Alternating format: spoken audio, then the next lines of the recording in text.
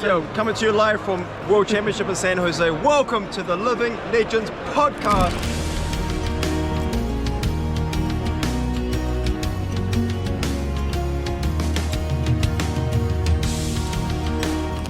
How's it going, everyone? And welcome back to the Living Legends podcast, your weekly Flesh and Blood podcast, where we talk about all aspects of the Flesh and Blood trading card game. We have a lot of really exciting stuff to talk about this week. We have nationals and a lot of other really exciting news, including the Round the Table product. But before we get to that, let's talk about our excellent co-hosts. We're going to go in reverse order this time. Let's go Bill first. Hey, Bill, how's it going?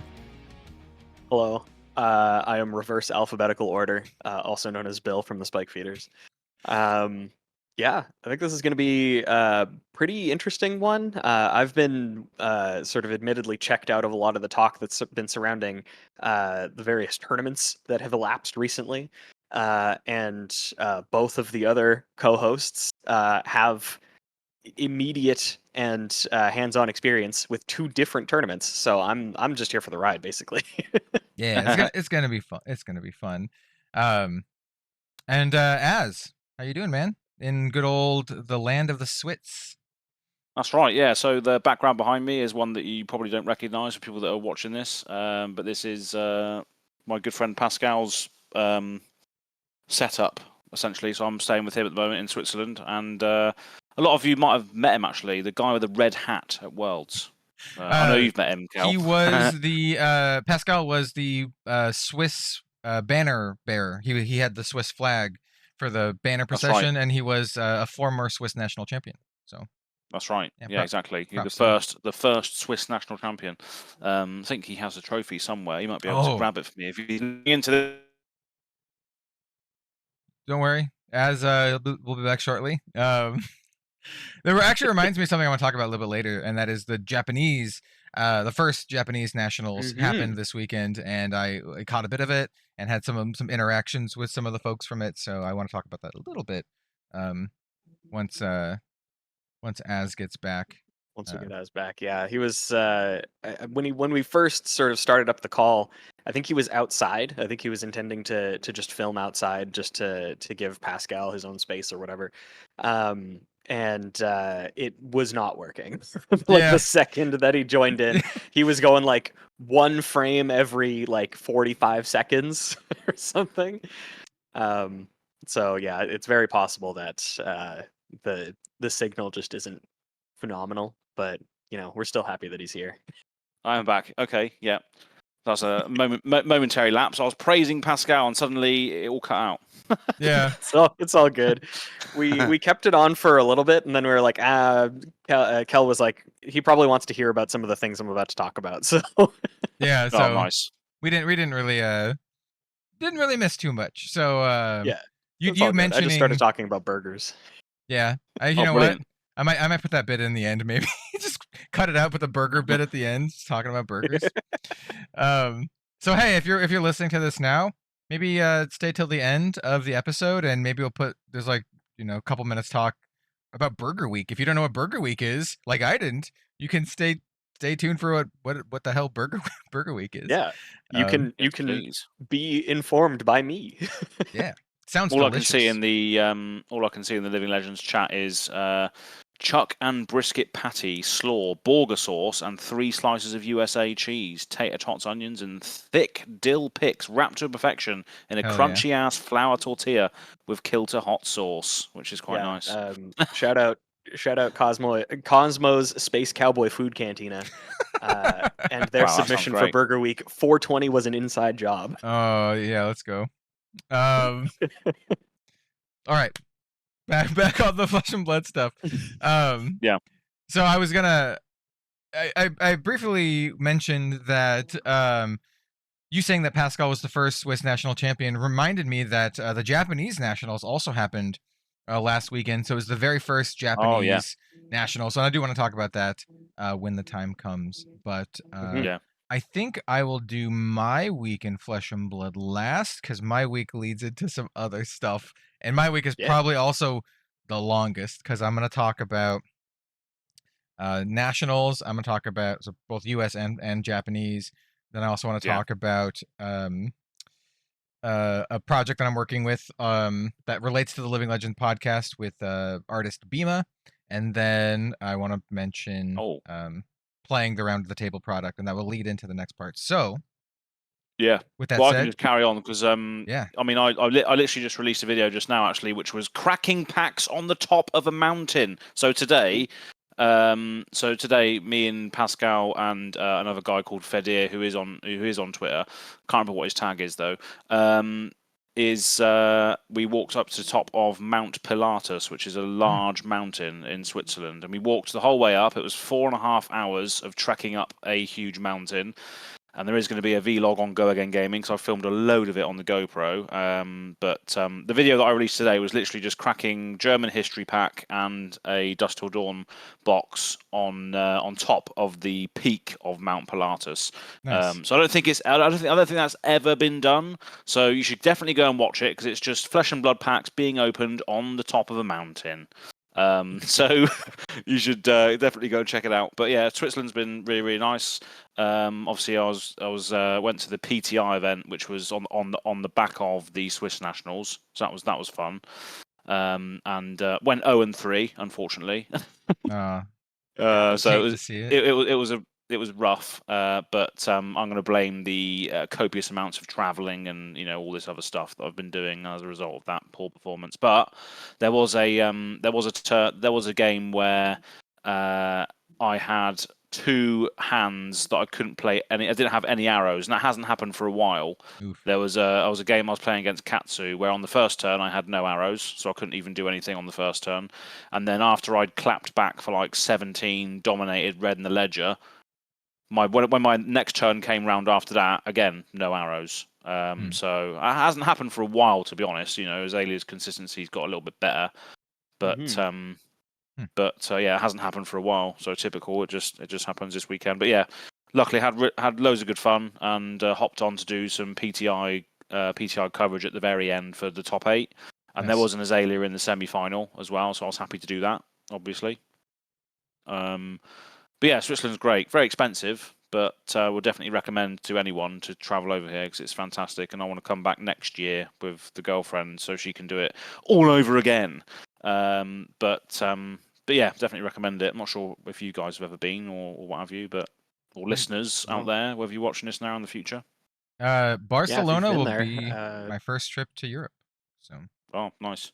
Yeah, I haven't been to Europe in a long time, but if you've been to Switzerland, comment down below. If you are Switzerland, comment down below. Let's get a fight in the comments. Who has better cheese, France or Switzerland? Oh, damn. Go. Oh, that was a weird thing as well, right? When I was climbing this mountain, right? This would all be on the vlog, so don't want to spoil too much of it because it's absolutely hilarious. But we were sort of maybe 1,000 meters up on the mountain. And there was a fridge on the side of the mountain, which had cheese in it which you could purchase. Hell yeah. Through the app or cash. And the great thing was as well, when you're sort of 1,500 meters up in the air, there was 5G. It was brilliant. It's better than what Britain's got, just as standard on top of a mountain. So I mean, I'd buy it. I'd buy the fridge cheese. The mountain fridge cheese. I would inherently trust the fridge cheese. Get a nice camembert, some feta in there. I don't know, even some like provolone or something. Hell yeah, dude. Anyway, Asiago. Yeah. Anyway. Yeah, been good fun. So, I'll throw it over to you now, Cal, who's got a lot of juicy stuff, I imagine. Yeah. Well, actually, before I go, Bill, you got a week in Fab? Oh, of course. Yeah. No. Okay. I was mentioning. Yeah, I was mentioning that I might be able to rope one of my friends back into playing Flesh and Blood. I was trying to get him to play for a little while, and he had only played Mechanologist. And we played a couple times. He said that he enjoyed it, but sometimes life is just too busy. Yeah. And then we were talking about it again, actually just earlier today. And I was like, "Hey, we should play Flesh and Blood again." And he's like, "Yeah, we definitely should." And I was like, "Did you know that there's a full Mechanologist only set coming out in like less than 2 months?" He's like, "Maybe it's time for my triumphant return." Dude, it's like even less than that because we got. Oh, so one thing I will talk about this today too is my spoiler card, which I think at the time of this posting I'll probably have announced when it is anyway. It's literally this coming weekend. It's on the 9th is when I drop my spoiler card, and we have the we have the Bright Lights pre-release at the end of the month, which means in the first week of October is when the set drops. So it's like wild. it's like a month away. It's coming up so fast. Yeah. Yeah. It actually really makes me excited for them doing 4 sets a year, because like it's gonna be like just that much more often. And I think 4 sets is still really manageable. I'm really excited for it. Both as a big Flesh and Blood fan, but also as like a content creator, because it gives me more stuff to talk about, and I can feature Flesh and Blood more often on my channel in meaningful ways, which is what I would like to do. Yeah. Yeah, we won't have quite as many sort of lulls in between. Yeah. Just things to talk about, which I think is great. Yeah. I love talking about Flesh and Blood. Speaking of which, all right, let's get into it. I have a lot to talk about. So I will mention my spoiler card thing now, I guess, get the one out of the way. Yes, I do have a spoiler card. It is on the 9th. Anytime that I want to post it. I'm not entirely sure when I'm going to post it. I'm not done yet, but just stay tuned to Red Zone Rogue. I'll post about it on Twitter, and I'll post about it on my YouTube. So yeah, by the time this goes live, I probably have already done like a cool little teaser, image or something. But it's really cool. I can't wait to share it with everyone. And the idea is Alex was like, hey, we want you to help bring in the hype for Bright Lights, and there's definitely some hype, so stay tuned. And then we have nationals, right? So we have US nationals, and we have Japanese nationals that I want to talk about. US nationals, well, let's talk about Japanese nationals first, because it's much quicker. Japanese nationals happened, I think, was it last night or the night before? It was really interesting to see the Japanese meta. They did coverage, and actually tangentially know everyone on the Japanese coverage team. I didn't know that I did when I was watching them, because I know them by like their Twitter handles. But and I also know Yui. Yui is a Japanese YouTuber. She also does magic content as well. She's super nice.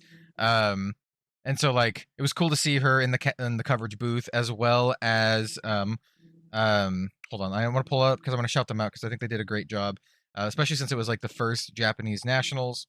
I tweeted about it, and I was like, oh, that's awesome. I don't know the other 2 casters. And then someone was like, oh, these are the casters. And I was like, oh, maybe I do know them.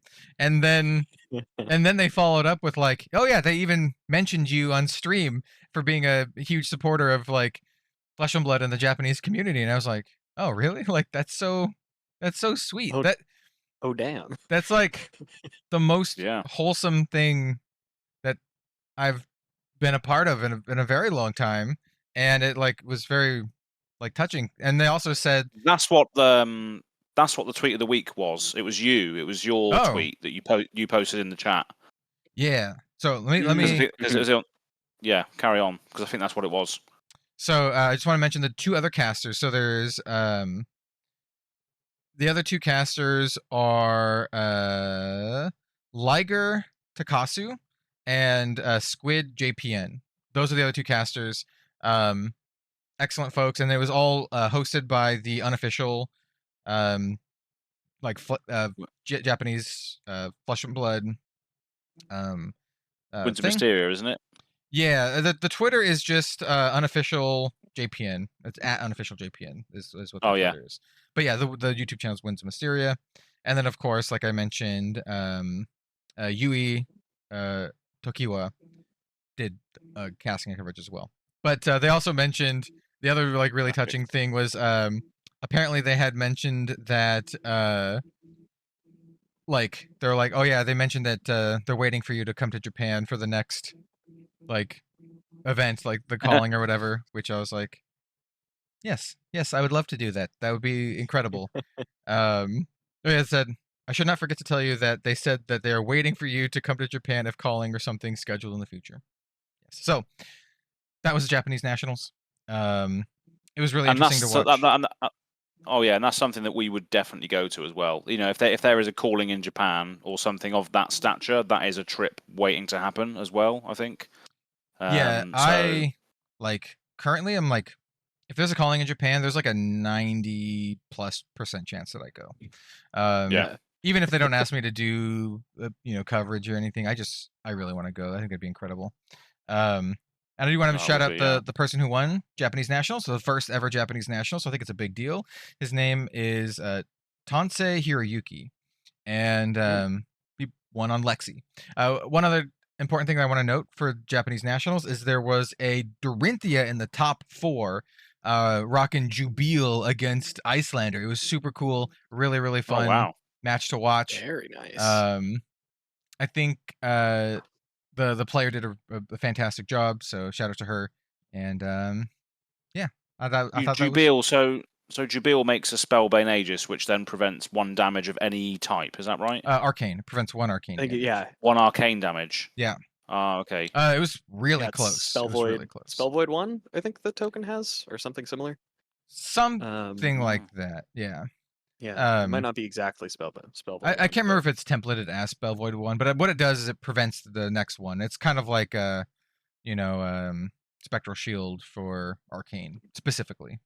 Yeah, because when I was casting the Swiss Nationals, there was an Icelander game on, and I've realised that without running all equipment being AB plus an Arcane Lantern, you can't AB a bloody Aether Ice Vein because it comes in for 5. Yep. So it's always going to get the on hit, which means you have to discard a card. That's why it's good. It's just absolutely vile. So how do you deal with that?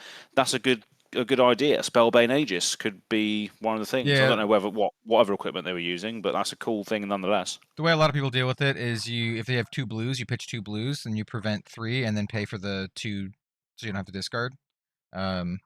Oh right, yeah. So you pay for because you pay. Yeah, you have to pay, don't you? Yeah, that's right. Mm-hmm. On the discard, or you just take it and discard. Yeah, it's rough. I mean, that's one of the best cards for Icelander. Icelander basically just wants to force cards out of your opponent's hand, either through 7 attacks or attacks that literally just rip it. That's kind of how she works. Yeah, and then once you get down into like the 10 life area, that's where she can kind of like combo off and kill someone. Yeah, the strategy that I've found that works the best and has the highest success rate playing against Icelander is just to kill them fast. Just so they can't play cards if they're dead.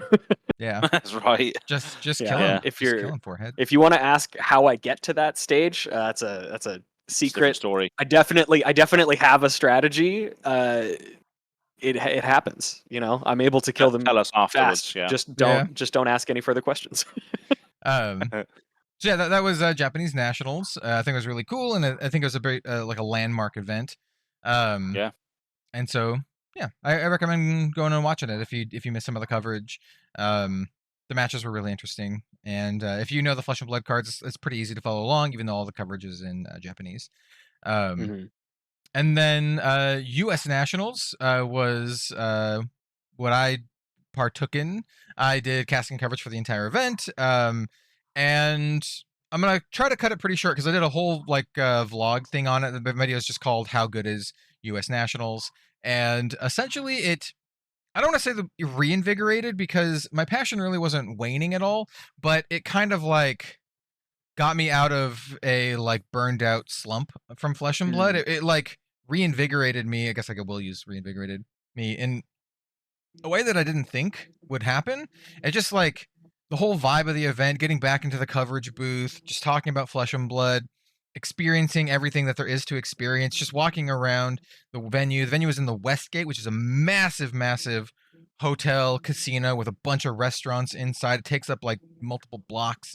The venue was inside the Westgate. And there was also a Miss America, or not. It was people from other places in the world. So maybe it was a Miss Universe pageant or something. There was a pageant going on. There was a boxing thing going on because I saw people setting up a boxing ring. Very big venue. But the coolest part is you're walking through the casino area, and you walk past this one of the cafes or whatever, and there's just people playing Flesh and Blood, man.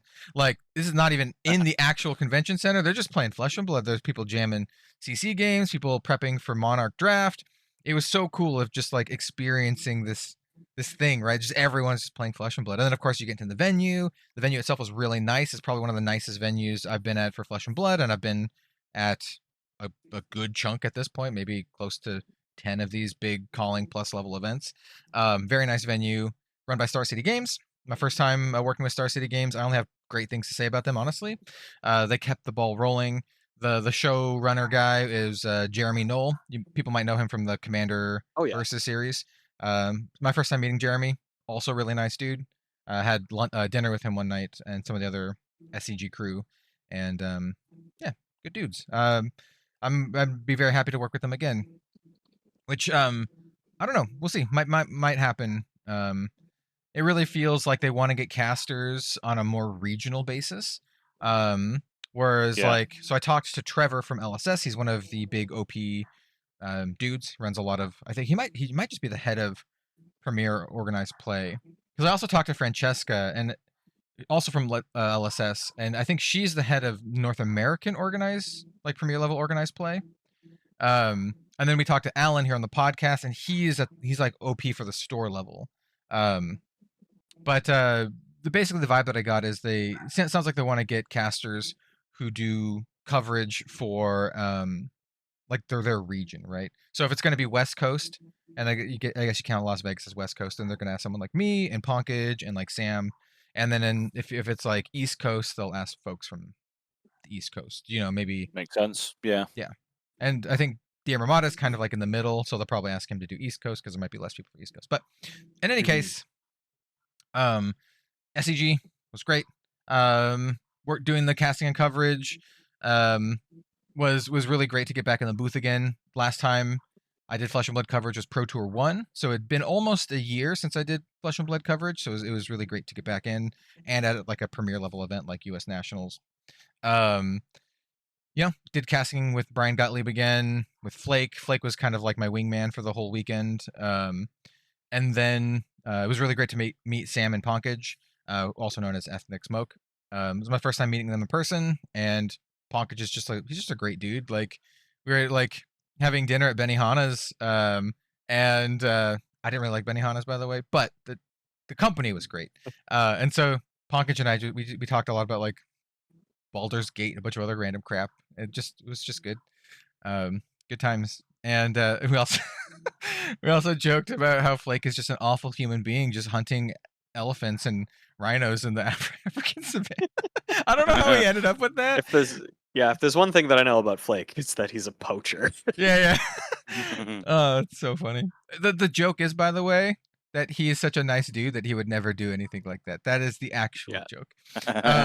But Flake is a phenomenal human being. Yeah. So I just had an awesome time just overall. About the event, if you didn't catch the event, the meta was really, really interesting. I actually think the CC meta for Flesh and Blood right now is fascinating and very, very open. I think there are maybe you can argue like 6 or 7 viable decks that potentially could take any event. Obviously, we have Lexi as the forerunner, but Lexi did not win US Nationals. Briar won US Nationals on a fatigue build.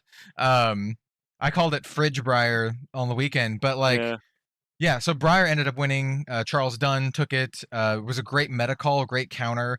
It was really interesting because Fino Black made it to the top 8 playing Dromai, one of the other heroes that I would say is in contention. And if Charles had gotten matched against Fino at any point, I think Fino would have slam dunk destroyed him. Like, Dromai just claps this Fatigue Briar so hard, it's not even funny. Like, because the Briar doesn't have very many attacks to actually kill the dragons, either poppers or otherwise. They have some poppers here or there, like 7 attacks. That's what the deck does. It basically blocks a bunch and then attacks with 7 attacks. But like, other than that, their attacks are like crap. And so if they can just snowball out, good luck. Like, they're just going to get dumpstered. It feels really bad as well, having to use your amazing defensive tools on Ashwings as well, right? Just to ping us. Yeah. Wow. So, but yeah, that's what you said on the last thing, Bill. You was like, oh yeah, these Canadian guys I know are brewing with this fatigue list. It's funny to listen back to that. Yeah, so it's actually a list that several pro players have been kind of messing around with, kind of like hush hush. I know Steven Diarmamada's been kind of big on it for a little while. In fact, he was a little bit, I don't want to say miffed or anything, but when it won and Briar hit LL, he was like, oh, now I can't play it at the Calling in Texas because it's what he wanted to play.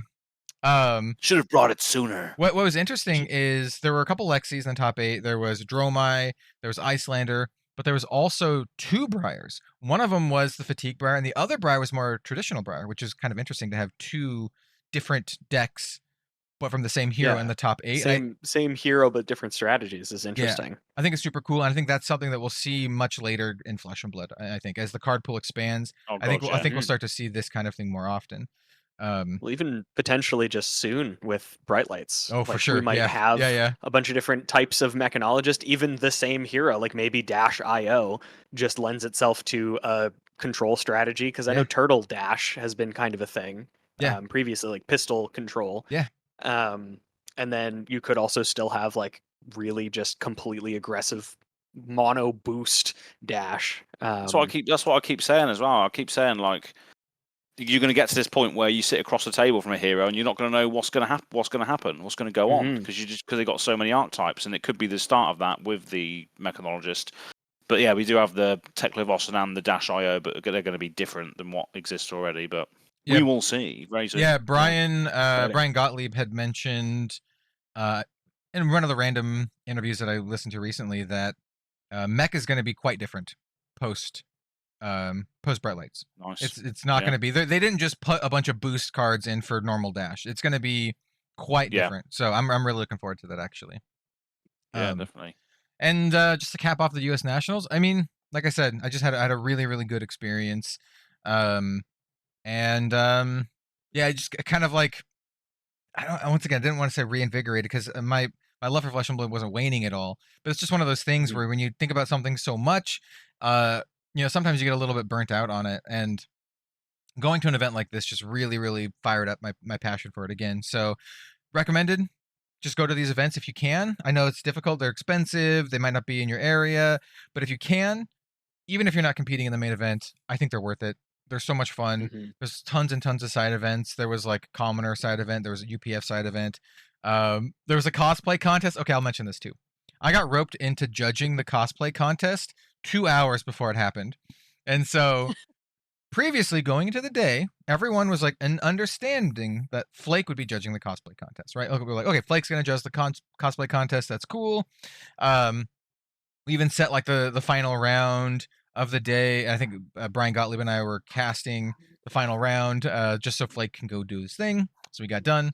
And Flake comes up to us. This is after coverage is all done. And he's like, okay, guys, believe me or not, I'm telling the truth.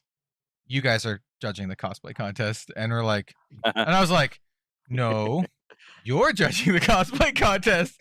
And he's like, nope, I'm hosting it. You're judging. I know some of the other guys didn't really feel comfortable judging it because they like, they're like, hey, these people put a lot of passion into it and I have no idea how to judge. They did have a big list of criteria for us to judge on. There's like 3 different main points to judge on.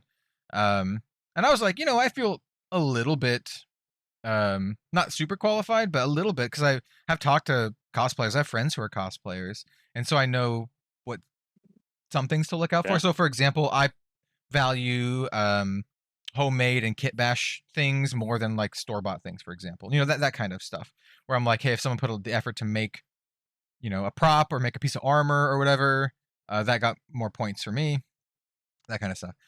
Turns out I was also the most lenient judge, because I think I gave more high scores than anyone else, because I'm just like, oh, look at all the passion that went into the costume and everything. I'm just like, I can't give that low of a score. But long story short, it was interesting, and Max Ferocity ended up winning it. She did a Date It All cosplay that was just incredible. Like, a lot of people did really, really well. Like, I give shout out to the lady who did the Leave No Witnesses cosplay. I think it was fantastic, and as well as Carolina, who did Lexi. But I think all the judges it was like a unanimous decision that that Max Ferocity win with Date It All, because that was just so good. It was incredible. Oh yeah, and the funny thing is like, she was like, I know she was like really worried, and she even said like she's like, I didn't expect to win. I thought I would get like 4th or something, and I'm like, no, no, it's so good. You're like easy, like slam dunk. Carolina's just a top tier cosplayer, honestly. Well, so Carolina, she got second. So Carolina, Max Ferocity, her real name is Rachel, but Oh. she's actually this is kind of gonna maybe segue to another thing I want to talk about. Max Ferocity, Rachel, is going to be very likely in our next D&D mini campaign. So we currently have the Escape from Southmaw. We still have several more episodes of that. Not going to exactly tell you how much, but we have that. And then after that, we would like to do one possibly set in metrics. And I spoke to Max Ferocity about it, and she's on board. So Yeah. There's that. And that Pretty kind of sweet. that kind of segues because I think I'm going to be playing a new character, and my new character is going to be called Vanowith. And I just chatted with Bima recently about helping me design the character. So it's going to be my first like Red Zone Rogue male character. I have some cool ideas for him, and he will make his debut in the next D&D campaign thing. So yeah, I'm super looking forward to that. So you should also look forward to that too, dear listener and or viewer. By the way, second episode. I listened back to the first one we did, and it's just great. It's brilliant, and I can't wait to listen back to the second one as well because it's a lot more. It drives everything forward a little bit more, doesn't it? Yeah, so, I can't wait. I think the second one is like really cool. So that'll be debuting very soon. Actually, probably this week, maybe Friday. I don't know. It'll be debuting very soon. Nice. Which is gonna be cool. Definitely look forward to it because yeah. So and then did I have one more thing to talk about? Oh yes, of course. How could I forget? So this is gonna segue into a larger discussion. I got to play the Round the Table product last Thursday.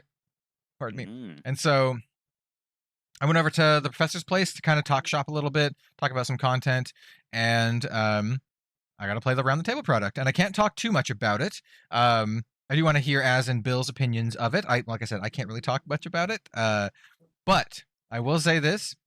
Y'all are in for a hell of a treat. That's all I'm going to say. But I played it. I played it a bunch, maybe for like 4 hours or so. I have a lot to say about it. Uh-huh. Yeah, it was like a couple. It was like 3 or 4 games. Lots of table talk, but yeah, I'm gonna have my own full review on it. I can't say these things. I will do my own full review on it, and I will have Prof on Red Zone Rogue to chat about his vision and all that kind of stuff for the product. I will likely solicit the community, so stay tuned for that. I'll probably post it on my community section on Red Zone Rogue, in my Discord, the Rogue Scholar Discord, as well as on my Twitter. And if you have questions for the prof, that's where you can ask them. It will be an in-person interview, at his place, very likely. And I also might cameo in some other videos or something. I don't know. We'll see. We'll see what happens.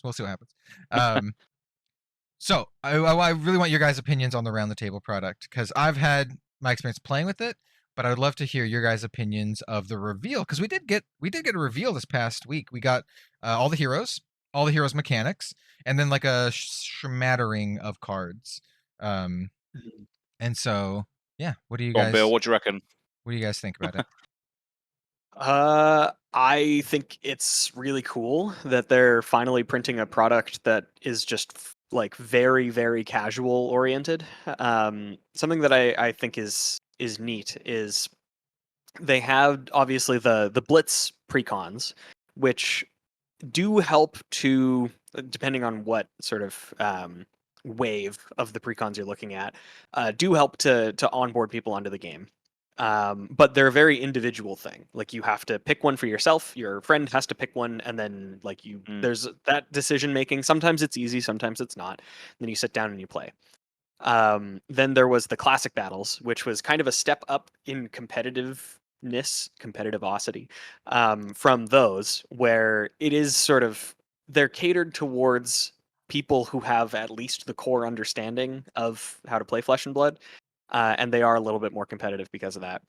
And now they're going like basically mushing those together in what sounds like a very cohesive way to make a really, like, I would say a casual format. a casual product for 4 people to play that's just its own sort of battle box. Like you buy this and you have something that you can play with your 4 friends if you're having them over for some beers or whatever. And I just think that's really cool. I think that's exactly something that Flesh and Blood needs, just to continue to grow. Because having a game that you can just say, like I said, you just have a bunch of friends over. Hey, do you want to learn how to play Flesh and Blood? Or for people who do know how to play Flesh and Blood, hey, do you want to play just some what is it called again? Around the table? Oh, it's just, just called round the table. Round the table. Yeah. Yeah. That's why I knew it was around round the table. Couldn't remember if it was around, but yeah, I think it's great. I think it's exactly what they should be making, to just try to hit that mark of having a casual product. I just want to mention one quick thing about the name before we continue. Interesting thing. It has nothing to do with my experience or anything at all. It's just something that I noticed, that the way LSS was saying it, it's round the table, but then it's specifically, FAB cross Tolarian Community College. The way they templated the product is a way that they maybe could like do it again but differently, right? It's like round the table, Tolarian Community College collab. They could do round the table, something else. Once again, no insider information that has nothing to do with anything that I know or anything at all. It's just something that I noticed just looking at the way that LSS templated it on the product reveal. So anyway, continue. I'm sorry. Round the table. Go on. I had one as well. Legends podcast. That's what I was gonna say. Hey. Oh, that'll be so funny. James, I know you're not listening to this, but if you are, hit us up. Hit us up. That'd be sick. That's right. That would be sick. Yeah. Brilliant. But yeah, I mean, I second everything that Bill said. Really, I think it's something that we've needed for a while. Just a product that you can get out off the shelf and just play with people that might not have necessarily played the game before, but as a result of playing it this way, might then say, you can introduce them and say, this can also be played 1v1. You can then, if you wanted to, play those decks 1v1 against each other, but then also expand it and buy some more Blitz decks, which you can also still put in that same box. You could buy every other Blitz deck that's been released, and you can just stack them in there, and you can just get random ones out and still play it that way as well. So I think, the cross compatibility of it all is also good, because you can just play with the precons, because I'm assuming they come just like the other precons in like a little box, perhaps. I don't know. We've seen that already, I think. So that's not. Oh, we have. Okay. Yeah, so they do come in their own boxes. I think Prof showed them in his reveal video, which, by the way, if you're curious about the product at all and you haven't seen Prof's reveal video, go watch it. He shows some cards and he kind of just talks about it, and just in general, he did have quite a big say in this. He didn't like design or develop the cards, but he really had a lot of say in the vision and the direction of the product. Brian Gottlieb was actually a huge part in like designing the cards and building the decks, which we will have Brian on the Living Legends podcast actually to talk about this and to really go into the design of the cards. We're going to do this obviously after the full deck lists have been revealed, so we can actually talk about the cards. But they do have the little things.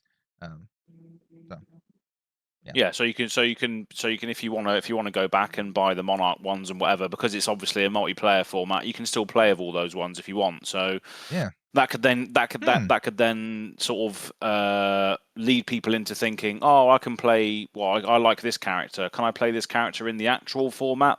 Blitz was it, or was it CC? They start asking questions about other formats, and then you might have a new player. So great gateway thing, really. You just made a really good point. I didn't think about. This could be a good video idea. Like, so you're welcome. The box that it comes with is just a long box, right? I don't know exactly how much it holds, but it's it's a standard like long box, right? But Az just made a really good point. What you could do, and I think what I will do, is you could literally buy or get every single Blitz deck and then just put them in the box and have like a massive battle box of just Flesh and Blood stuff. You could even sleeve them up and probably still fit like a huge chunk of them, right? And I think that could be really, it's a pretty really substantial thing, right? Like, it's just like hold on. I don't have it, but I have another box that Fab did.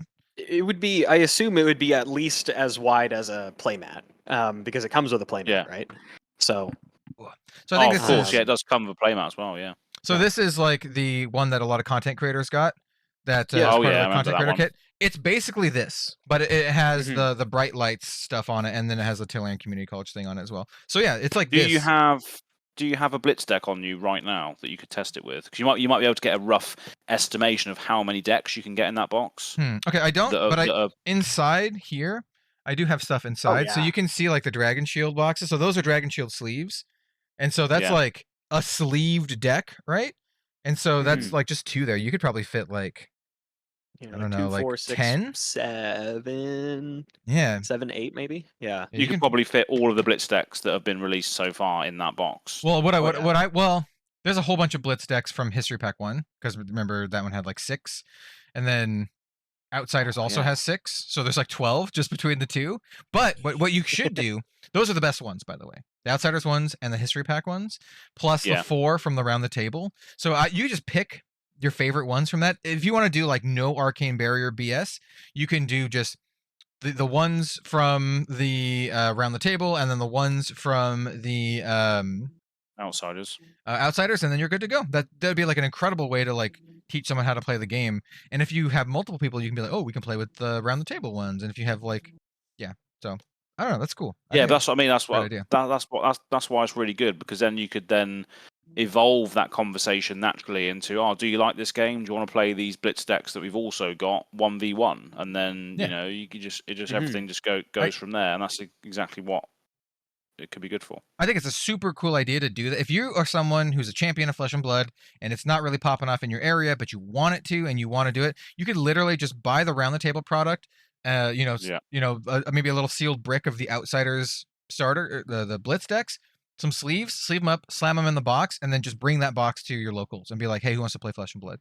Like that's just like an easy, super low barrier of entry way to do. All you have to do is buy like 2 products and then some sleeves. That's it. Yeah. Would you? Because I think it's good. I'm actually probably am going to do that, because I know we spoke about there's a card shop potentially open up near me Yeah. in my town. Would you bother with heroes that have reached LL? Would you bother with like Personally, Prism and if it was me, actually, like if I was actually going to do this myself, I would literally just get that product and then the Outsiders. Outsiders? That's it. Yeah. Just that. Because that way you don't have Yeah. to mess with Arcane Barrier, you don't have to mess with any of that kind of stuff. And I really do genuinely believe that the outside, I can't talk, once again, not going to talk about the Around the Table product yet, but the Outsiders Mhm. Blitz decks are really, really, really good, especially for new players, because they teach you great fundamentals and they teach you like different kind of like styles of play. So I would definitely recommend that. And then maybe if you want to put more in, you can do History Pack 1, but I personally wouldn't put Kano or Viscera. Viscerai. Yeah. Yeah. I wouldn't do any of the Arcane Barrier stuff. Just to Makes make sense. it as easy as possible for new players to understand. That's what I would do. But yeah, when you've got all those heroes playing multiplayer and then potentially 1v1 with the non-arcane barrier nonsense, you know, if they then, the people that you've introduced to it, do want to start playing armories, or if your game store then starts hosting those 1v1s as a result, you know, once they start getting more confident, you can then, you know, as a champion, sort of introduce those mechanics to them. Yeah. I guess. Yep. Yeah. You can definitely even you know, you could have those 2 decks at the ready. Just be like, oh hey, this is another mechanic that we can talk about. Here's Kano. This is what Kano does, or whatever. Yeah. Or even Icelander, but you'd have to build your own Icelander thing because there's no Icelander starter deck. But No. but yeah, that's what I would do. I think it's a great way to do it. And then that way you can even segue that into the this is something they did announce, which I think is super I think is really cool, is the casual play kit with that LSS announced. And I think this is something that I've wanted. Oh yeah. This is something that I've wanted for a very, very long time. I'm super happy to see that they're doing this. I'm gonna pull up the information here on my phone, but it's basically a casual play kit that has exclusive prizes in it. And it's just kind of like a one kit. It doesn't change every single month. It's just kind of like the thing. But what it does is it encourages like social and casual play formats like Ultimate Pit Fight, Commoner, and one of my favorite recent things is the Blitz deck sealed events, where you literally just play with a sealed Blitz deck or whatever.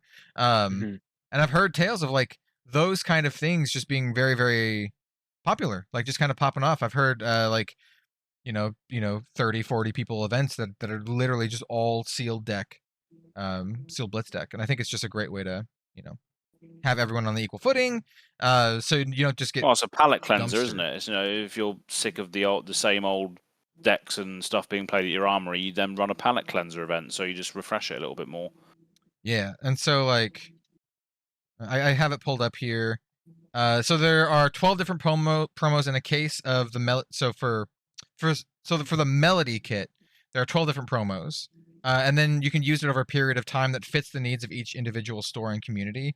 They differ in that they're, like I said, they're not evergreen. They're not, or they are evergreen. They are not month specific, and they just have a bunch of different promos in them, which I think is really cool. Yeah. What we can see here is you can see a Melody promo, her fiddle, and then some like armor pieces, as well as like a Melody playmat, which looks beautiful. So yeah. Oh, I do want to mention one other thing. I did want to mention this, kind of backtracking, just seeing the promos for the cosplay contest. Everyone got something, which I think was really really cool. No matter what, you got something. There's a whole bunch of promos to give. We actually did a top 8. So the top 8 people got like better prizes, but everyone who entered, which I think was 21 people, which I think is the largest cosplay contest for Flesh and Blood to date. I think so. I think that's what people were saying on Twitter. Everyone got something, which is super super cool. I show off what they are in my vlog, but they're like really cool, like double-sided, like promo token things and playmats. And Nice. I thought that was cool. Yeah, I was very impressed when I saw that they were changing up the prize support for those events, and including not just stuff for the winner, but then also there's the I forget what they actually are, but there's the Needle of Spring and Needle of Blossoms or whatever it is. Exactly. Yeah. There's the Needle of Spring transforms into a Fiendel Spring tunic, which is awesome. Yeah. To see the tunic on the other side as a token. And then the same thing for the spring transforms into a Blossom of Spring. That's cool. Yeah, I think that's so cool. And I like the fact that they're just providing prize support for anybody who comes out, because even if you don't win one of those events, like it is a lot of like personal time and money that people put into it. So having something to show for it, I think just feels really good in something like that. Like you're already putting that much effort in. Yeah. And the so playmats too. There's like 2 different playmats. Flesh and Blood players love their playmats, so those are probably worth the $100, couple $100. I'm not actually sure, but I do know the Taylor's worth like $3,000. So like, oh yeah, it's like two to $3,000. So like, it's a big prize, right? Like it makes it worth it. Like Rachel, or Max Ferocity, who won more money than a lot of the people competing in nationals. Let's be honest. Like, yeah, that's right. So yeah, it's kind of wild how expensive they are. Yeah. I think rightly so, though. The amount of effort yeah. they put into these things is just crazy. That data doll was mad. She really told me she had been working on it for over 1.5 years. So wow, yeah, it shows. It really does show. So round the table product is awesome. Yeah, we'll talk about it a lot more in the future. I really want to orchestrate a fun UPF video or live stream with the boys here, and then maybe someone else, maybe Steve and Diamormata. I asked Ian Kenderdine, who's been on the podcast before, and if you don't know, Ian is one of the people who invented the UPF format for Flesh and Blood. So I figured that would be cool to have him on and play some games. Stay tuned for that. I'm up for that. Cool. Yeah. So that's basically the round the table product. I'm very stoked for it. Like both Azz and Bill said, it's a product that I've been kind of waiting for a long time, and that I've thought Flesh and Blood has needed. I don't know. I have made videos about it back to Monarch Aria days, where I was like, hey, like a battle box thing would be so good for Flesh and Blood. And yeah. So here it is, baby. Yeah, here it is. There's a couple other things we can talk about before we get to like a mailbag section. As mentioned, a controversy today on Twitter. Hey! I'm nothing to do with it. I'm in Switzerland. That stemmed Fuck the UK. Yeah, You're neutral.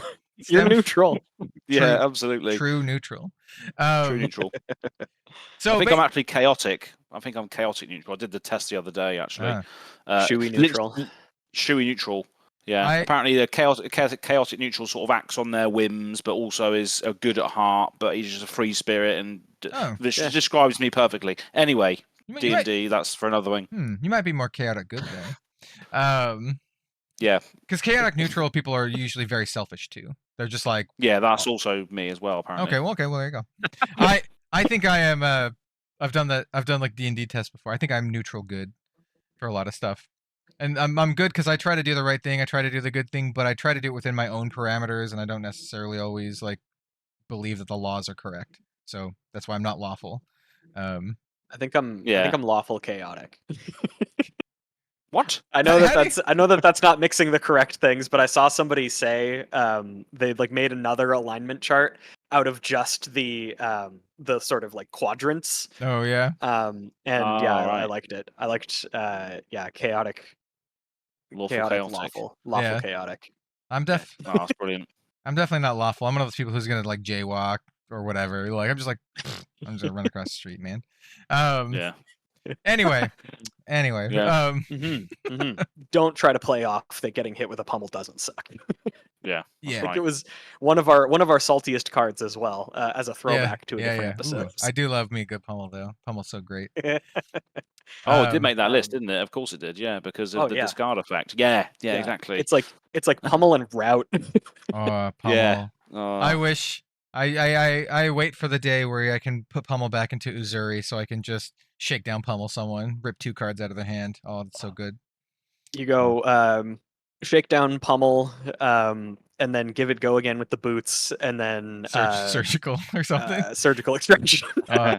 Or you can even do something even like it's similar. You could do a sensor. You've already seen their hand now. And you just pick whatever card. Effectively discard another card. Yeah, I'm gonna do it. It's so sweet. I think that's basically a staple now. Sensor in Zuri lists, right? I mean, I run it. I've seen a couple other people run it. Yeah. I think it's a card that people are surprisingly not that I'm surprised because I knew that Sensor was just going to be strong. Like it rewards more knowledge of matchups. And cards like that are always really good. But you can even name it's a card that I can't play it. Yeah, it's a card that I think a lot of people are surprised that it is as good as it is. It seems to be one that's sort of sticking around in the discussion around cards from Dusk Till Dawn. My top 5 list from Dusk Till Dawn is pretty spicy because I have both Warmongers and Censor on it. Yeah. There were, I think it was a couple of comments on the set review I did with Tommy Fresh. Because our estimation of Warmongers was, this is a UPF card. Yeah, I think that was it. That was the whole discussion. I mean, it is, but also it's a competitive card. I really it just so happens to be very good. I listened to another interview with Brian Gottlieb. It might have been on Sloop Dupe's podcast. It might have been on another thing, but he was talking about Warmongers and how he believes it's just like. It's good now, but there are other metas where it could be absolutely unplayable. Like it'll just be a blue 3 block. And he was talking about how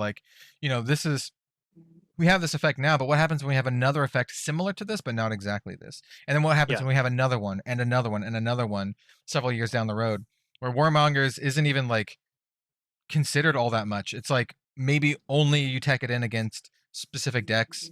And I found that take really interesting, and I really appreciate that level of foresight from a developer of a game where they're like planning for the long run and not just, knee-jerk reacting to whatever people currently hate, which is like whatever they're losing to. That's just how card games work. People just hate whatever they're losing to. So like I was even sorry, go ahead. No, go ahead. I was just gonna say I was thinking about it a little while ago. Like cards, I think it was when Az and I were just sort of batching it on our own while you were off doing other stuff, Kel. But one of the questions that we got from the mailbag, which we should definitely transition to after this. Yes. But one of the questions we got was, what do we think good reprints would be in the expansion slot or just going forward? Mm-hmm.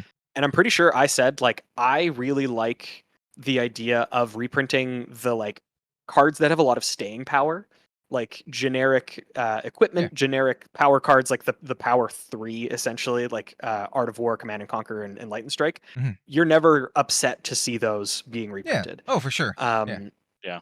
Like even in Light and Strike being the cheapest of them, it's just still a good card. Dude, E-Strike is incredible. I think small tangent. I think E-Strike is a Flesh and Blood staple till the end of time. Period. Yeah. Like it might not I think be. it's just such a. It's so flexible. It might not ever be like the best card, but I think it's always like a very good card. And I literally when I open up a booster pack, never sad to see an E-Strike. It's just like, oh sweet, another one. Like yeah, exactly. Yeah. You're just always able to use it. But yeah, and then I think what I mentioned about Warmongers is Warmongers feels like exactly what you had just said, Kel. Like it feels like a card that's really good now, but the potential for there to be a meta where it doesn't do quite as much very much exists. Oh yeah. Like if the meta just becomes Bravo, or like what does Warmongers do against Bravo? Or like ever? Wizards, like exactly. If like Wizards, Bravo, Ninjas, I can see a situation like even like with Bright Lights, depending on how Bright Lights operates, with boosts and stuff, like you would Warmongers, your dash, who they don't care at all. And like if it's like if the meta is like Dash, Bravo, Icelander, like you gonna run the Warmongers into those and the top like expecting you to go against them? No. And then that's the time where decks like Azalea can then be like, "Who? No one's running Warmongers. I can go back to my old like wombo combo kind of thing." It feels like a card that can sort of ebb and flow, because it's very meta dependent. So yeah, I can see a universe in which Warmongers, for at least a while stays an expensive card, like $30, $40, $50, because it's good into the meta. But on the flip side, I can also see a meta that exists where Warmongers dives down to a $15, $10, $5 card even. Yep, 100%. I think it's important to get your playset of it for the times that it is good, but I think there will definitely be a time where it is not as valuable of a card as it is. Yeah, 100%. I think it's similar to like a Toma Fiendel, where like that card used to be like a $50 card and now it's like $10 or whatever, right? Because like everyone was running, gotta run the Toma Fiendel, draw your cards, gain some life, and this is when like fatigue was more of a thing. This is like when dash fatigue was kind of a thing, and now it's like a not much at all. I still really like the card, but yeah. And I just imagine if we go to the bloody Savage Lands and the brutes don't care about diplomacy at all. Yeah. So in more ways than one. In more ways than one, exactly. So yeah, it's exactly that. It's going to be good in some metas when people want to run the hybrid versions of Rune Blades want to do non-attack, Azalea wants to do non-attack. But when that sort of changes, yeah, it's not going to be as good. I also want to mention one thing that I actually talked to Brian about at Nationals, and we're kind of talking about Warmongers a little bit, talking about Azalea a little bit, and how she's kind of gotten a lot of like clap. And he and this is a good take here, and I do believe this take just in general for card games. I know it's easy to settle into, especially a game like Flesh and Blood, where it's like kind of like an eternal format kind of thing, more or less. You can kind of settle into your deck and into the vibe of your deck. But he was saying that there's something to be said for like adjusting to metas, and something like Warmongers could mean that a deck like Azalea could actually just focus, maybe a little bit lean in more on like reactions. And I thought that was an interesting take, and especially something like Razor Reflex, right? Because now that you don't have your bullseye bracers anymore and there's Warmongers, well, now you can lean into like a Razor Reflex thing, so you can like dominate an arrow and then do Razor to give it go again and then follow up with another thing. So he was just saying like, people could adapt, and potentially there's a alternate version of like Azalea just waiting there to like lean into the meta a little bit more. To be fair, I'm not sure. I don't know whether I said that to you, Bill, on the last podcast, but yeah, there is a thing I'm thinking of doing, because obviously with Razor Reflex, obviously it gives your bolt and shots go again, but also people block bolt and shots because they know what the damage is up front. If they don't know what the damage is up front with a Razor Reflex or an attack reaction, you're going to get the reload, which is what you need and what we're losing with the bullseye not being there. So yeah, that is definitely interesting that you've had that conversation, because it's something that I've been thinking of. I don't know how well it's going to I think it was just in my Discord, to be fair, in the Azalea Cult Discord, I was thinking, maybe using attack reactions, and fisticuffs is another thing that does it as well. It gives you the +1 on board if you pay 2, I think, at attack reaction speed. Yeah. It's not great, but it's just another thing that could be used as a reaction instead. But yeah, people like to block Bolton shots and prevent you from reloading because all the damage is up front. They can see what it is, unless you've got a rain razors. But adding more could be good. But I think that's the only option we have, which is why I haven't really looked into it further. Sort of. I'm wrong. I mean, lunging press, maybe another one. There's some. I mean, lunging press is kind of spicy. Yeah.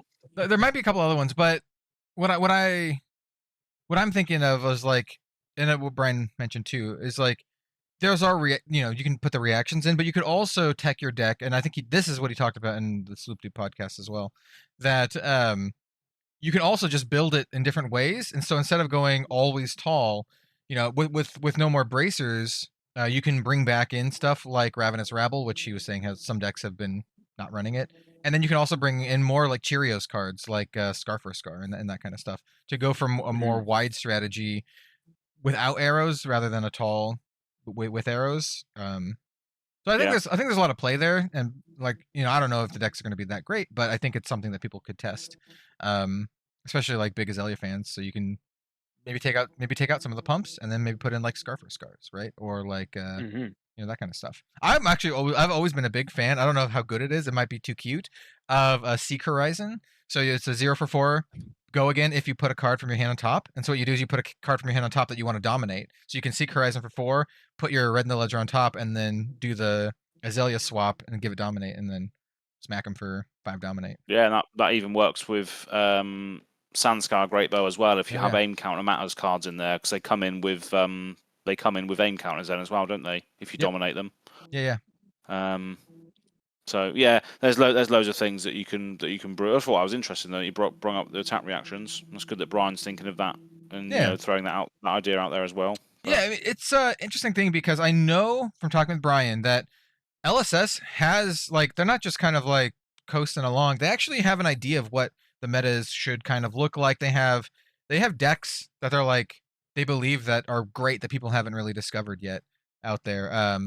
I do believe that this Fatigue Briar was on their list for a while. Like they were like, hey, this could be a thing, like internally, and turns out yes, it is a thing. Like it is very good, and so I don't think Flesh and Blood is like a solved game. It's a game that is like, fairly complicated to some degree, and people like to play decks that people say are like really good, but there's some off meta stuff out there that could be very powerful. Oh, absolutely. Yeah. There's always the hype of seeing the top 8 cut and seeing one dark horse deck that had like an insane turnover rate because it was them and one other person in the field.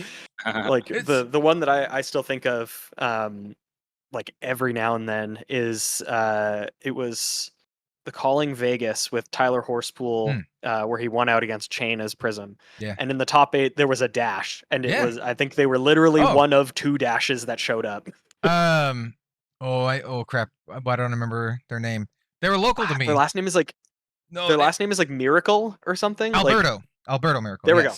Yeah. Alberto was like he moved, but was local to Portland for a while. So I was like really really happy to see like a local person get into the top 8. I was like, yo, hell yeah. And like we mentioned at the top of the show, Japanese nationals, Dorinthia in the top 8, right? Mm-hmm. Like pretty sweet. Like I was pretty stoked to see. No, not even in the top 8. They got to semis, right? They got top 4. So I was like, that's sweet. Like this Dorinthia carved their way through like hordes of Lexis and stuff, and Icelanders. And in fact, one cool thing that I did learn, they ended up losing to Icelander in the semis, but they had beaten that exact Icelander player in Swiss. So it's like it wasn't like they handily lost. It was like a close game. And that's what I meant. That's what I mean by, like I mentioned this earlier. I think the Flesh and Blood CC meta is like quite open right now. It's like such a exciting meta for like fans of Flesh and Blood for like watching purposes. I know some players, some competitive players really like only like they're like the 3 deck meta or whatever. But no, I'm in the other camp. I like it when there's like a bunch of decks viable. I like it when there's like, yeah, Lexi. People think Lexi's the best deck, but no, you can argue that Icelander's up there. And then you have the new Briar list. You have Dromai. You have Bravo. I think Uzuri is always in the contention because she's just a really, really solid deck. Her problem is she doesn't have any like easy wins. They're all like pretty close, but she's good enough though. She's good enough that they're all pretty close. Like, and that's why you see Uzuri pop up in like top 8s here and there because she can do it. But Yeah, it's Yeah, tough. and even Azalea popped up on the finals of the Swiss Nationals and the semi-finals of the Swiss PTI this weekend. Yeah.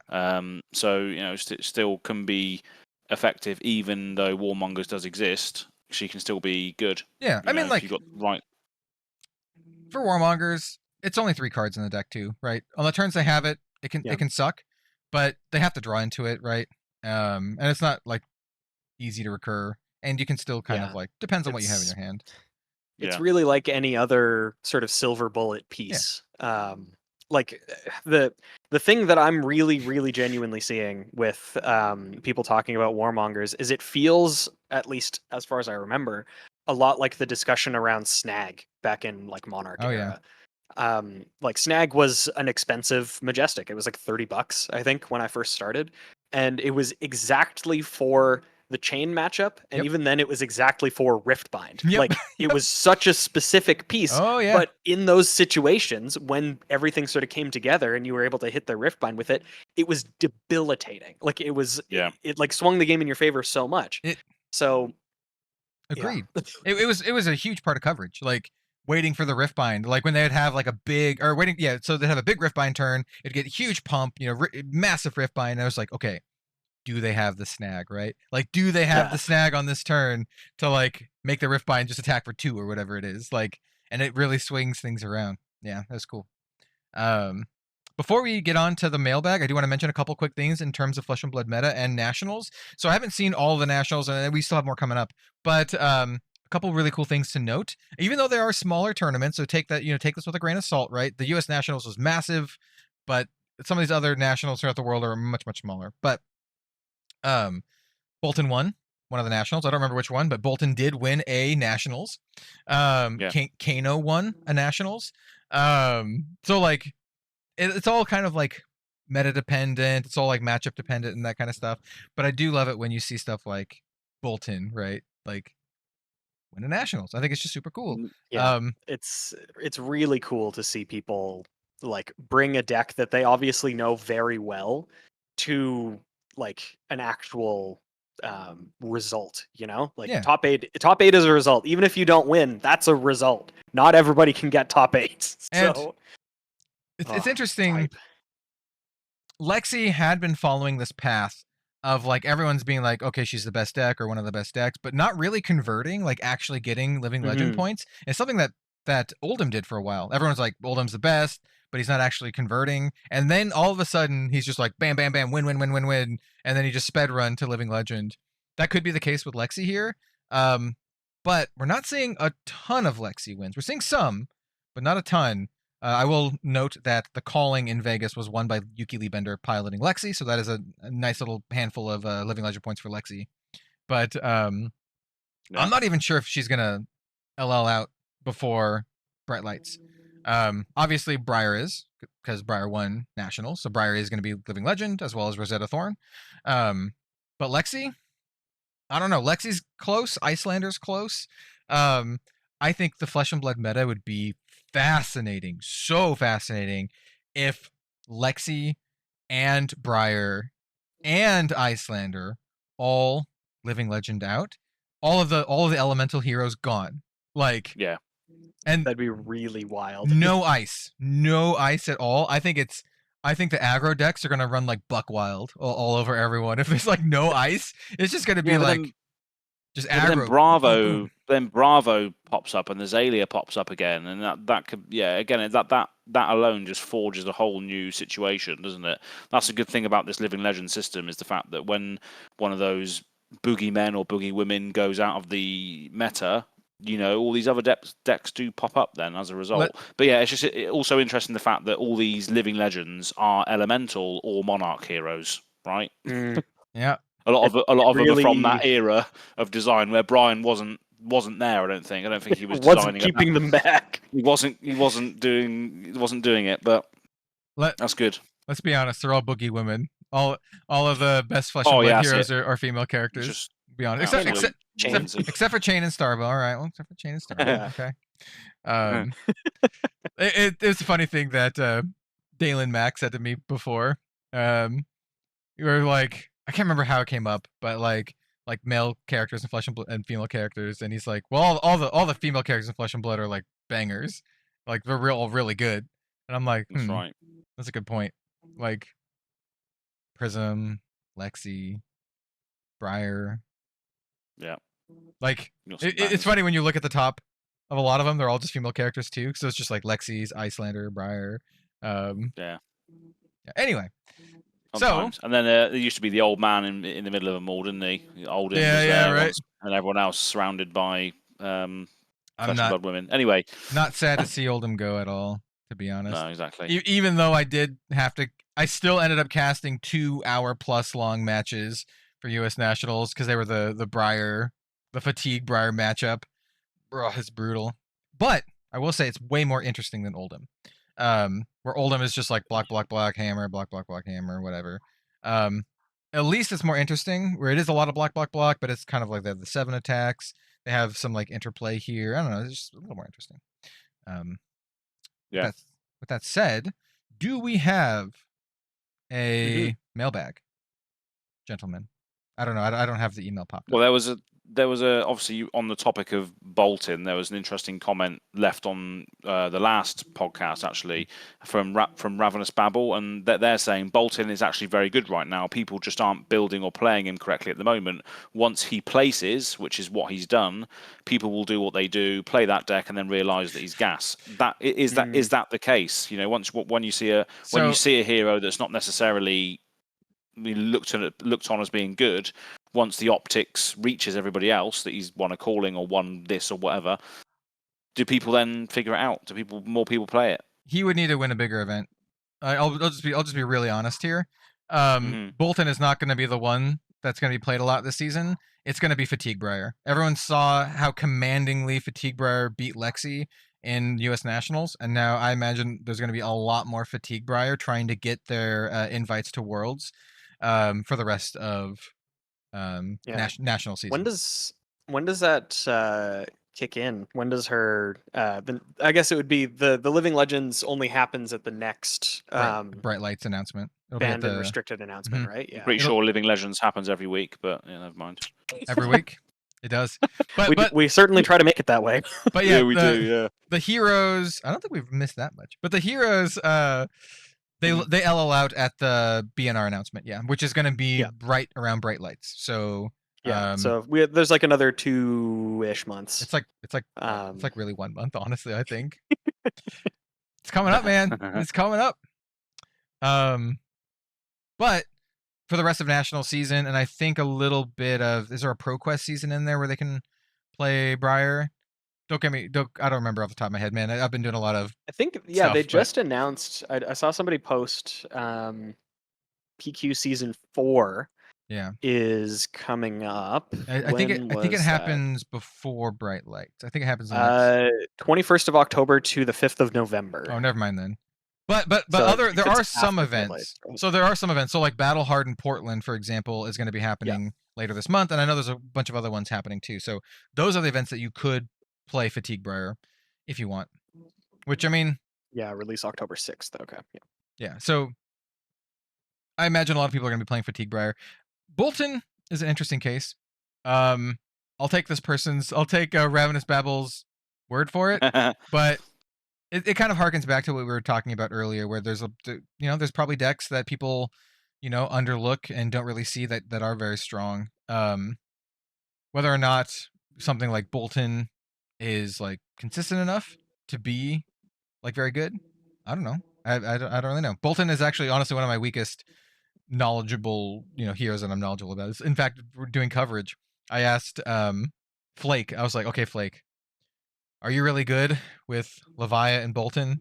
Because bro, like I don't know nothing. Like I know some, like I know the cards. I know the cards, but I'm like I can't do like super great coverage for those. So I was just like, if we have to do a Bolton or Leviathan matchup, I'll do play by play, and you can do color because I don't know, like I'm not sure. Because I don't know what's coming next. I'm like No, I can I- kind of guess, but I'm just like I don't know. I had to do one. I had to do one this weekend. It was Bolton versus I think it was Lexi, and Bolton just doesn't do anything, does he? Just doesn't do anything. He doesn't do anything until he does a lot. Yeah, exactly. Until he does Lumina Ascension. Yeah. But I was saying that he needs something extra that he does in the early game, because the late game he has the Luminas, he has the Beacon of Victories for 14 or 14 extra. I think he just needs to do something early on in the game. Yes, I agree. Bolton is like a combo deck that doesn't do anything. He doesn't like block well. He doesn't threaten your opponent's like life total or hand. Where like Icelander is like a kind of like a combo deck too, where they want to get your opponent to around 10 health and then kind of combo off with Storm Striders, Endless Winter, or not Endless Winter, the specialization one to get the Frostbite Frost Hex combo to just to win. Yeah. And then but at least for Icelander, she's still chipping away and doing stuff. And threatening your opponent's hand. Like that's the big thing. Yeah. Icelander always is like demanding cards from your opponent's hand, right? From Insidious Chill, from Aether Ice Vein, even from like the Bullander 7 attack kind of things. It's just like, hey, I'm gonna threaten your life, or I'm gonna threaten your hand, and you just kind of chip them down. And Bolton is just kind of like I don't know. Yeah. I'll attack you for 1 with Go again, with 0 cards in hand. And then charge my soul for nothing right now, but it could be something later if I'm not dead by turn 3. It's like the charge mechanic. It always comes back to the charge mechanic. The charge mechanic in a game like Flesh and Blood is just brutal. Just It's tough, yeah. ripping a card from your hand. It's what your opponents want to do. Your opponents want to rip cards from your hand, and you're doing it yourself, like to yourself. I think in a different game, maybe this is just a very TCG playery talk, but like in a game where you can have like 7 cards in your hand, I think charge would be really good. But in a game where you literally only have 4 cards and you have to also use those cards to pay for your resources and also block what your opponent's doing, meaning like you're like Data Doll essentially. Like it's rough, and we all know Data Doll. We're back to trashing on Bolton again. I love it. Oh no. Sorry, Larry. So it's not really trashing on Bolton. It's just understanding the weaknesses of the design, right? I think it's fine to. Oh, sorry, go ahead. I was going to say me and Pascal had I had a thought, and he sort of agreed with it. What if Bolton was gaining life in it, while he was doing his things? Because if he was gaining life, that would mean that he essentially mitigates the damage that he's taking. So then, when he gets to the late game, he's got more life to potentially play with. So if he was gaining life in the early game while doing these things, that could be a good way to mitigate the fact that he's doing nothing because he's gaining life. Maybe. I don't hate that. It gives you a little bit more of a buffer. It kind of offsets the fact that you're not blocking. I think if they do it in a certain way, it could be good. It actually leads into one of my big fears about the cleric class, if they ever actually make the cleric class from the lore book, because I'm like, one of the things, it's the same reason I don't like Oldhim. It could lead to a degenerate place where the games take forever to play, and it's just super unfun to play like a 2-hour game where your opponent's just like, I gain life. It's the same thing with like, where it's like Oldhim is just like, I block everything you do. You can't hurt me. And the games just take like 2 hours. That's my biggest fear for the cleric class, is that it just becomes a slog to play, like just unfun to play. I don't dislike life gain. Like I think Sigil Solace is a cool card. And I think an incidental life gain is cool, like the life gain off of Lumina Ascension, or the life gain off of just like random things here or there. It's just tough when it's dedicated life gain. Yeah. So I think in Bolton it'd be probably fine, but it's just one of those things that I think about, like when I think about just game design, card design, where they could go with potential new stuff.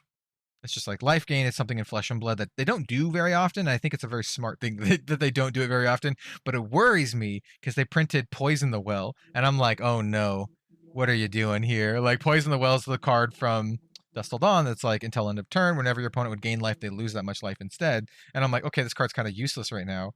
But is this like a harbinger of things to come? Are you preparing for a life gain strategy where you're like, this is going to be the warmongers for that deck, right? Is this going to be like a $40 card when the cleric, when they make Anna Scion of Solana, and it's like Scion of Solana. right, Yeah, that's right. Well, Scion of Solana, and well, I'm not gonna spoil it, but I was gonna say the card border. But and then it's just like gain a whole bunch of life, and then you have to be like, no, now you lose 10 life instead of gaining 10 life. I think actually, I actually think a cool cleric mechanic would be a lot of your attacks cost you life, and then your non-attacks gain you life, and so you have like this balance between gaining life and losing life to do your stuff. It could also be a necromancer thing too. It could be, yeah. That'd be kind of wild. I think using life as a resource is just a really interesting thing if done well. You have to do it really sparingly. Anyway, we're getting into the weeds. Way to kind of leverage it. Yeah. Yeah. Yeah, I was just gonna say, I think that I don't recall us getting any messages in the old Gmail, which by the way is livinglegendspodcast@gmail.com. There we go. Yeah. But yeah, so I think that we could probably just wrap it up. Yeah. We touched on some good stuff today. Yeah, definitely. Well, the Living Legend Podcast at gmail.com, definitely email us there. But also, if you engage on the YouTube and Twitter and all that sort of stuff, we do try and include, like the Ravenous Babble thing about Bolton. We do try to try and include these comments now, just to give us a little bit extra when there's not much going on. But there is lots of stuff going on, and will be going on, as Kel mentioned at the very start. So make sure you stay tuned for all that good stuff. Yep. Sounds good. And I think that's good. I think we had a great discussion today. Thank you, gentlemen. Thank you, dear listeners and viewers, for joining us for another episode of the Living Legends podcast. I have been Kel, and I'm gonna send it around to do the round of shilling. We'll go opposite again. Let's go Azz. Oh yeah, so Goarin Gaming on YouTube and Goarin Gaming AZ on Twitter. People that do follow me on there, I don't know why you would though, may have noticed that I've been doing this daily thing. Now the daily thing has stopped temporarily while I'm in Switzerland, because I've got a lot of content. You may have seen or heard, well, by this point you probably would have when it comes out, but I also did a pack box opening on the top of a mountain, which was fun, and there's loads of other content that's going to be coming out on Goarin Gaming based on the Swiss trip and the game stores and stuff that I visited, because there was 2 game stores in Switzerland that I visited. They didn't have time to do tours because they were very busy, but I just went round and captured a lot of footage and stuff. So lots of stuff coming out on there, but I will be back to the daily stuff when I get home. Had a few treats while I've been over here, but I climbed a mountain, so it's okay, that's what I have to tell myself. Just gotta justify it to yourself to make you feel better. Exactly. Yeah. But yeah, that's pretty much it. So I'll throw it over to whoever wants to take it. Bill, I believe. Billiam. Yeah, I think it'll be me. I am Bill from the Spike Feeders. You can find me on social media at BillTSF. You can also find me on YouTube at the Spike Feeders FAB. We do live edited gameplay content, usually Blitz format. We are looking to, at some point, do a live in-person UPF game. It may actually just behoove us to wait for bright lights or for the round the table, and just work with that, because I think that would be cool. Being able to show that off, as well as do our first UPF game and have it be something that's like really cohesive and stuff. So I'm going to pitch that to the people that I have in mind for the in-person event that we're going to be doing. And you can also find me on the main Spike Feeders channel, where I play Commander, mostly just precon level, or just pile of card level sort of power. Nice. And it's a lot of fun. You should definitely check that out too. Nice. Fantastic. Awesome. And then I've been Kel, Red Zone Rogue everywhere. I'm gonna be talking a lot more about Flesh and Blood, and my other random card games here and there. I'm going to be going to Ascent Houston for Grand Archive at the end of the month. And then, I'm going to be going to Battle Hardened Portland in like a couple weeks, and then at the end of the month I'm going to Ascent Houston, and then in a couple months after that we're going to Barcelona. So I got a lot of trips planned, and yeah, you can follow me at Twitter or whatever if you want. But definitely, regardless of all that, stay tuned for the 9th. My Bright Lights preview card. You don't want to miss it. It's super cool. I love it.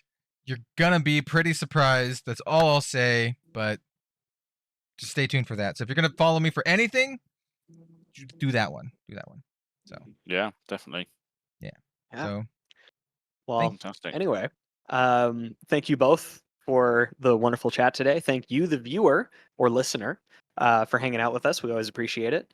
And yeah, we will catch you all in the next episode. See you later. Awesome. I don't know what's going to happen with the chat of the burger, because I know that was when I cut out. So I don't know what we're going to do with that. Burger time now. Well, Azz is now. He's just fully gone. He's just fully gone. Hello, everyone. I'm trying to wave to people in the. I don't know where I am in the thing. It's just the very top of your head and then the side of like some card boxes. So there you go. What's up? Hello. You know what? We'll wait for Azz. Hold on. Yeah. So we could wait for Azz to come back. It's funny because like the whole last like 10 minutes or whatever, totally fine. Yeah, it was smooth. When we start talking, boom, just immediately dropped. Yeah. Anyway, are you aware of, or have I ever told you about Burger Week? No, you said it, and I'm like, I don't know, sounds delicious. Burger Week. It is. Yeah, it's once a year. I think it usually starts September 1st. It used to be 1 week, and then it got so popular that it became 2 weeks. So it's actually Burger Weeks. But a bunch of restaurants all around Canada will do like specific burgers for this week to try to either drum up interest or just sort of make themselves put themselves on the map a little bit more. Okay, yeah, that makes sense. And yeah, it's really nice in it for the same reason it is good, it is also bad, because it gives everybody a lot of options to sort of advertise themselves, but also like then a lot of places that really don't need the advertising just end up watering down the list of burgers. So like, for example, do you have Smitty's in the States? Or like, it's basically Denny's. Okay, we do have Denny's, yeah. Yeah, it's like the same type of thing. It's like a very vague restaurant where it's like kind of pub, diner, whatever. But yeah, like each individual Smitty's location has their own entry. Okay. And it's like, but you're just like a chain diner. Like, I don't know. It's doesn't really fit for me. But all of the like small places get to do their own thing. I tried one. There were actually 2 from some local places that I really like that I tried on Friday. One of them was a cheesy meatball sub. So not really a burger, but whatever. And the other one was a burger done in the style of a Crunchwrap Supreme. I mean, I'd be down for that. It was phenomenal. I'd be down for that. So good. Here, I'll where is it? Cosmos. Yeah, that sounds pretty good. I'd like to get. Yeah, it's phenomenal. Like for burgers here, there's a lot of places. There's one next to me called Killer Burger, which is pretty good. There's a Five Guys like down the road that Robin and I go to often because it's like easy. And then I like Five Guys. Yeah, I like Five Guys. And then there's a local chain called McMinimans, which is kind of like this pub restaurant thing, and they have like their own like house ales and stuff. I actually don't get burgers from McMinimans though. I usually get other stuff. I usually get like like they have a really good Greek gyro that I get. I love gyros. I love gyros, and I love what's it called? Like shawarma. Oh yeah. Middle Eastern. Yeah, dude. So good. Gyros made me realize how much I actually very much like feta.